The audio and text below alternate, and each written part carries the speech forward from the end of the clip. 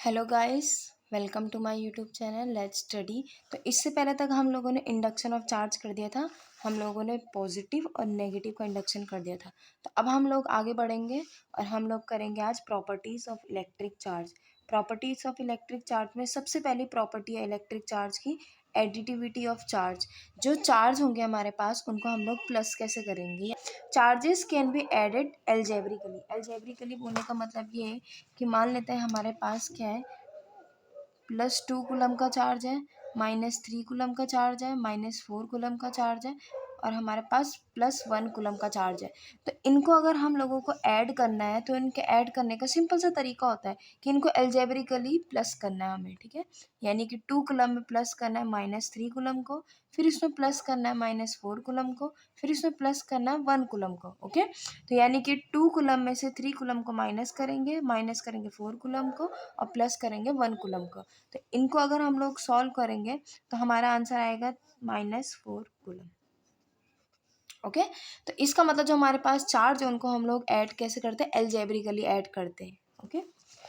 Next property है इसकी, जैसे कि यहाँ पे एक एग्जांपल भी दे रखा है कि +2 कूलम -3 कूलम +4 कूलम -5 कूलम। तो इसको अगर हम लोग ऐड करेंगे यानी कि टोटल चार्ज निकालेंगे, मान लें तो कोई एक ऑब्जेक्ट है हमारे पास, उस ऑब्जेक्ट में +2 कूलम का चार्ज है, -3 कूलम का चार्ज है, 4 कूलम का चार्ज है, -5 कूलम का चार्ज है। हमें निकालना है टोटल ओवरऑल कितना चार्ज है उसमें, तो उसको सीधा एल्जेब्रिकली प्लस कर देंगे हम लोग, ठीक है। तो इसका आंसर आएगा -2 coulomb, okay.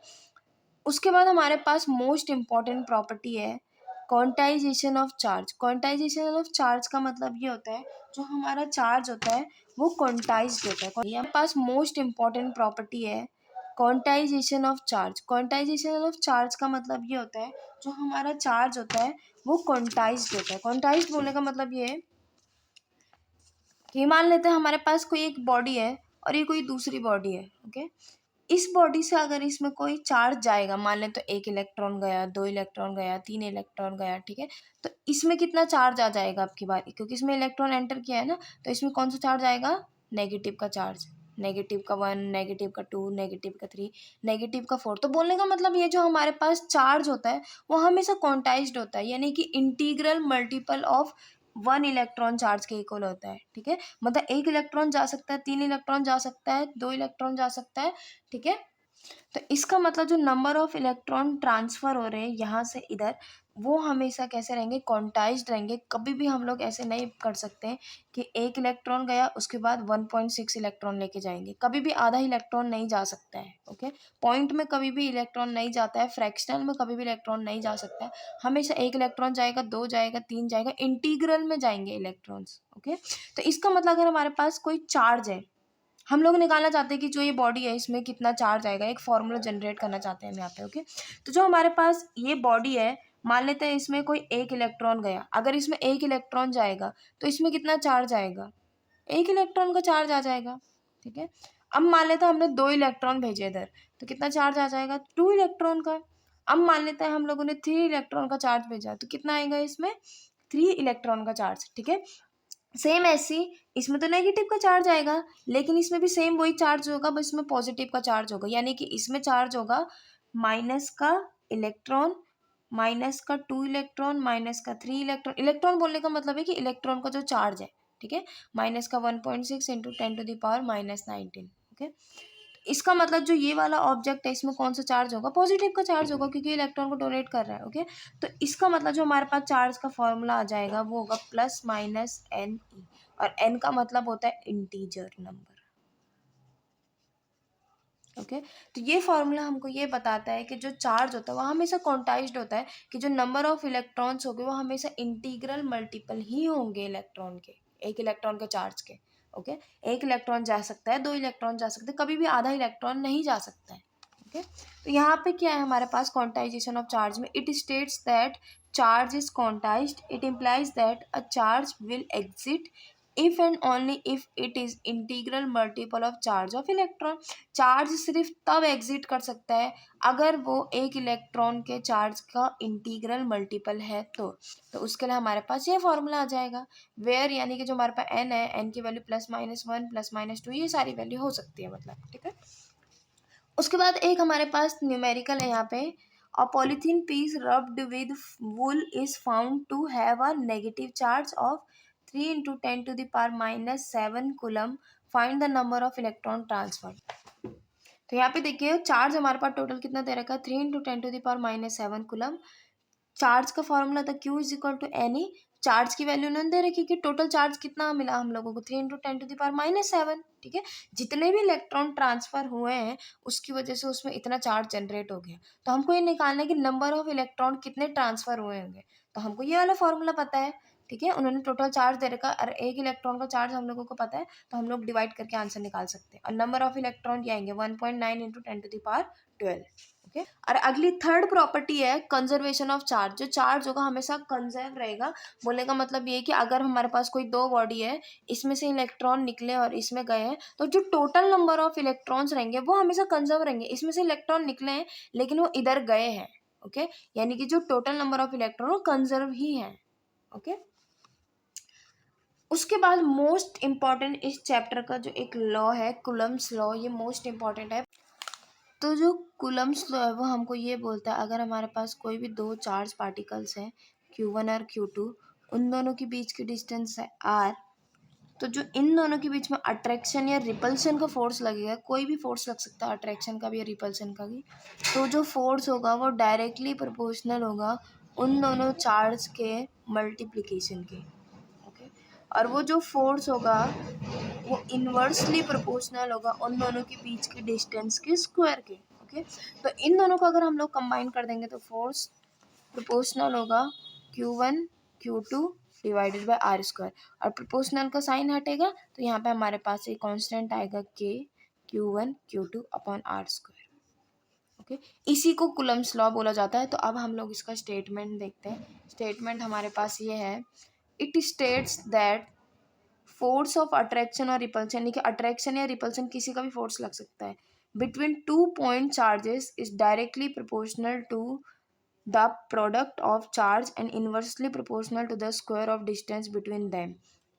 Direction of this force is the line joining the centre of two charges. Okay, तो बोलने का मतलब ये है कि अगर हमारे पास ये दोनों, एक पॉजिटिव होगा एक नेगेटिव होगा, अनलाइक चार्जेस होंगे तो इन दोनों के बीच में अट्रैक्शन होगा, और अगर ये हमारे पास सेम सेम चार्ज होंगे या फिर लाइक चार्ज होंगे तो इन दोनों के बीच में रिपल्शन होगा. जरूरी नहीं कि पॉजिटिव पॉजिटिव होगा तभी रिपल्शन होगा, नेगेटिव नेगेटिव होगा तो भी रिपल्शन होगा. ओके, तो ये वही है जो मैंने आपको समझाया अभी. F proportional Q1 Q2, F inversely proportional R square.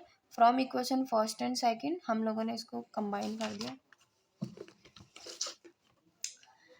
अब हम देखते हैं जो K है इसको बोलते हैं electrostatic force constant. Okay, electrostatic बोलने का मतलब ये है कि अगर हमारे पास दो चार्ज रेस्ट में तो उनके बीच में कितना फोर्स लग रहा है, तो उसकी वजह से ये कांस्टेंट आया है ना, तो इसलिए इसको इलेक्ट्रोस्टैटिक फोर्स कांस्टेंट बोला जाता है. K की जो वैल्यू होती है वो होती है 1/4πε0, और एप्सिलॉन को बोला जाता है परमिटिविटी ऑफ फ्री स्पेस. मतलब अगर हमारे पास चार्ज पार्टिकल स्पेस में होंगे या एयर में होंगे, उन दोनों के लिए मतलब लगभग लगभग सेम ही है. ठीक है, अगर हमारे पास कोई भी दो चार्ज पार्टिकल या तो एयर में होंगे या स्पेस में होंगे तो उसके लिए हम लोग एप्सिलॉन नॉट का यूज़ करेंगे. एप्सिलॉन नॉट की वैल्यू होती है 8.854 into 10 to the power minus 12. Okay, तो अगर हम लोग फोर्स के फॉर्मूले में K की जगह में वैल्यू रखेंगे तो यह हमारे पास फॉर्मूला बन जाएगा. ओके,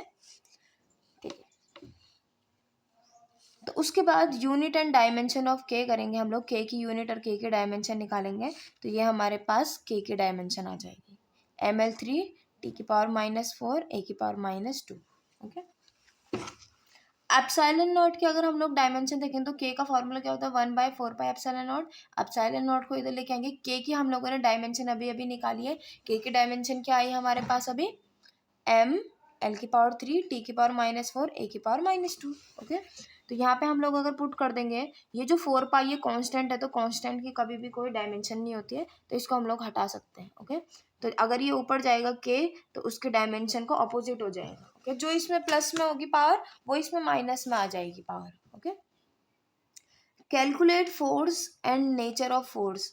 ये दो हमारे पास चार्ज पार्टिकल है, एक है 4 माइक्रोकुलम, दूसरा है -10 माइक्रोकुलम, और दोनों के बीच की डिस्टेंस है 10 सेंटीमीटर. ओके, तो सबसे पहले हम लोगों को सबको SI यूनिट में कन्वर्ट करने पड़ेगा. Q1 की वैल्यू दे रखी है, Q2 की वैल्यू भी गिवन है और जो दोनों के बीच के डिस्टेंस है वो भी गिवन है। बस हमको सबको SI यूनिट में कन्वर्ट करना पड़ेगा। जो चार्ज होगा वो कूलम में होना चाहिए और जो डिस्टेंस है वो मीटर में होनी चाहिए। ओके, तो Q1 की वैल्यू हमारे पास गिवन है 4 माइक्रोकूलम, Q2 की वैल्यू हमारे पास गिवन है -10 माइक्रोकूलम और दोनों के बीच का डिस्टेंस है वो हमारे पास है 10 सेंटीमीटर। ओके, तो हमारे पास जो फोर्स का फॉर्मूला होता है वो होता है 1/4πε0 Q1 Q2 upon r²। Okay, तो जो हमारे पास 1/4πε0 होता है इसकी वैल्यू होती है 9 × 10⁹ ओके, तो यहाँ पे देखिए हमने जो k की वैल्यू निकाली थी ना उसकी वैल्यू में ही है वो 1/4πε0 बोलते हैं। अगर हम लोग इन सब की वैल्यू पुट करेंगे, एप्सिलॉन की वैल्यू कितनी होती है 8.854 × 10⁻12। अगर यहाँ पे रखेंगे 4π की वैल्यू पे रखेंगे तो k की वैल्यू आएगी 9 × 10⁹ तो इसको याद रखना पड़ेगा क्योंकि न्यूमेरिकल में ये काम आएगा। ठीक है, तो ये हमारे पास k की वैल्यू आ जाएगी 9 × 10⁹। तो सबसे पहले देखिए जो Q1 है ये 4 माइक्रोकूलम है, इसे कूलम में चेंज करना पड़ेगा। तो 4 × 10⁻⁻6, जहाँ पे माइक्रो होता है इसको हम लोग हटा के इसकी जगह में 10⁻⁻6 रख सकते हैं। यहाँ पे क्या है -10 × 10⁻⁻6 कूलम। ठीक, सबसे पहले देखिए जो r है वो डिस्टेंस सेंटीमीटर में, तो इसको मीटर में कन्वर्ट करेंगे। सेंटीमीटर को अगर मीटर में कन्वर्ट करते हैं तो 100 से डिवाइड कर देंगे, यानी कि 10⁻⁻1 आ जाएगा मीटर में। ओके, तो अब आप लोगों को ना एक थोड़ा सा चीज़ यहाँ पे याद रखनी पड़ेगी। यहाँ पे देखिए जो हमारे पास चार्ज होता है ना, अगर हम लोग फोर्स निकाल रहे हैं, फोर्स एक वेक्टर क्वांटिटी है।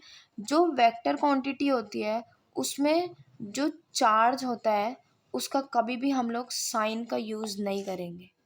ओके, साइन हम लोग यूज़ नहीं करने वाले हैं। यहाँ पे माइनस प्लस कुछ नहीं लेंगे, बस यहाँ पे इनकी ये मैग्नीट्यूड पुट करेंगे हम लोग। ओके, तो Q1 की वैल्यू कितनी है 4 × 10⁻, हमेशा हम वेक्टर क्वांटिटी के लिए ये सब यूज़ करेंगे। आगे हम लोग पोटेंशियल निकालेंगे, वर्क डन निकालेंगे, तो उसके लिए हम लोगों को साइन पुट करना पड़ेगा। 9 × 10⁹ 9 × 4 × 10⁻⁻6 × 10 × 10⁻⁻6 डिवाइडेड बाय, यहाँ पे हमारे पास आ जाएगा 10⁻⁻1 का होल स्क्वायर। 9 × 10⁹ 9 × 4 × 10⁻⁻6 × 10 × 10⁻⁻6। अगर हम इन दोनों को सॉल्व करेंगे तो 10⁻⁻5 आ जाएगी। ओके, अब नीचे देखना 10⁻⁻2 है, ये ऊपर आके 10⁻+2 हो जाएगी।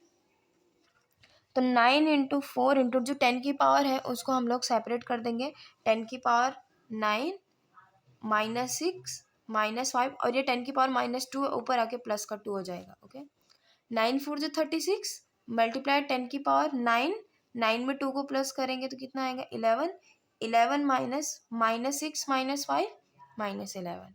ओके, तो यानी कि आ जाएगा 36 × 10⁻0। किसी भी नंबर की पावर अगर 0 होती तो आंसर 1 आता है, इसका मतलब इसका आंसर आएगा 36 न्यूटन। तो यहाँ पे देखिए, यहाँ पे ऐसे ही सॉल्व कर रखा है, लास्ट में आंसर आ रखा है force equal to 36 newton. Force की जो SI यूनिट होती है न्यूटन होती है। अब हम लोग देखते हैं जो लिमिटेशन है कूलम्स लॉ की वो क्या क्या है। पहली बात ये तो स्टैटिक चार्ज में लगता है, अगर कोई भी दो चार्ज रेस्ट में सिर्फ तभी कूलम्स लॉ लग सकता है, अगर वो मोशन में है तब कूलम्स लॉ नहीं लगेगा। पॉइंट चार्ज बोलने का मतलब ये है कि वो जो चार्ज है पॉइंट होने चाहिए। ओके, अगर उनका साइज इंक्रीज करेगा तब कूलम्स लॉ एप्लीकेबल नहीं होगा। Separation between charges should not be very large, जो हमारे पास दो चार्ज हैं उनके बीच की जो डिस्टेंस है वो बहुत ज़्यादा नहीं होनी चाहिए और ना ही बहुत कम होनी चाहिए उनके बीच की डिस्टेंस। ओके, अब हम लोग आने वाले लेक्चर में इस चैप्टर को आगे बढ़ाएंगे